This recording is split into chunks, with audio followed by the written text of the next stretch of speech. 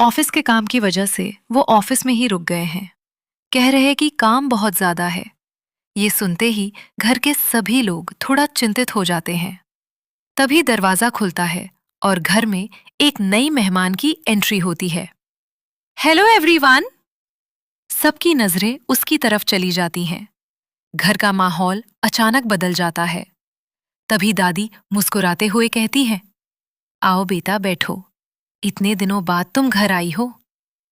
वो लड़की सभी को नमस्ते करती है और धीरे से सोफे पर बैठ जाती है।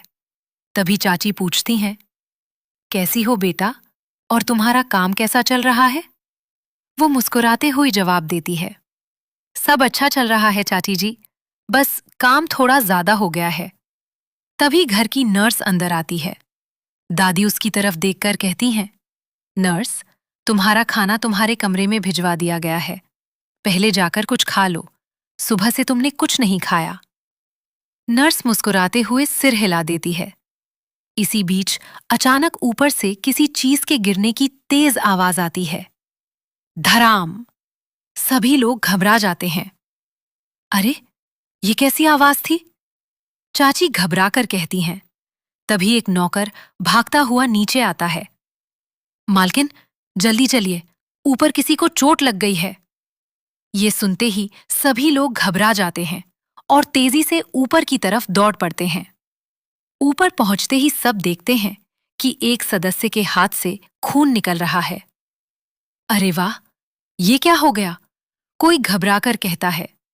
लेकिन तभी वो लड़की सभी को शांत करते हुए कहती है, रिलैक्स गाइस, रिलैक्स, घबराने की जरूरत नहीं है। तभी दादी को याद आता है और वो मुस्कुराकर कहती हैं, अरे, हमारे घर में तो एक मेडिकल प्रोफेशनल मौजूद है, अब चिंता करने की कोई बात नहीं है। वो लड़की तुरंत घायल व्यक्ति के पास जाती है और उसकी चोट को ध्यान से देखती है। नर्स, जल्दी फर्स्ट एड बॉक्स लेकर आइए, ये इमरजेंसी है। नर्स तुरंत फर्स्ट एड बॉक्स लेकर आती है। वो लड़की कहती है, घाव थोड़ा गहरा है, लेकिन घबराने की जरूरत नहीं है।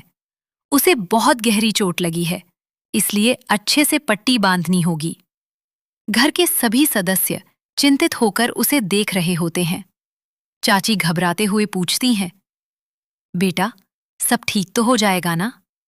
वो मुस्कुराकर कहती है, हाँ बिल्कुल, आप लोग परेशान मत होइए। तभी वो सावधानी से घाव को साफ करती है और पट्टी बांधना शुरू कर देती है। कुछ देर बाद घायल व्यक्ति को आराम मिलने लगता है। दादी राहत की सांस लेते हुए कहती हैं, भगवान का लाख लाख शुक्र है, अगर तुम यहां नहीं होती तो पता नहीं क्या होता। वो मुस्कुराते हुए जवाब देती है, ये मेरा फर्ज है दादी। इसके बाद वो सभी से कहती है, आप लोग प्लीज बैठ जाइए। प्लीज, चाची, आप भी बैठ जाइए, अब सब ठीक है।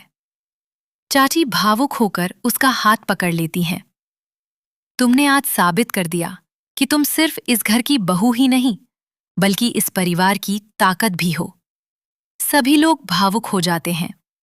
लेकिन तभी कैमरा एक ऐसे चेहरे पर जाता है जो ये सब देखकर बिल्कुल खुश नहीं होता।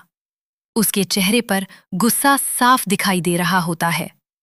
वो मन ही मन कहता है, आज तो सब कुछ ठीक हो गया, लेकिन अब इस घर में एक नया तूफान आने वाला है।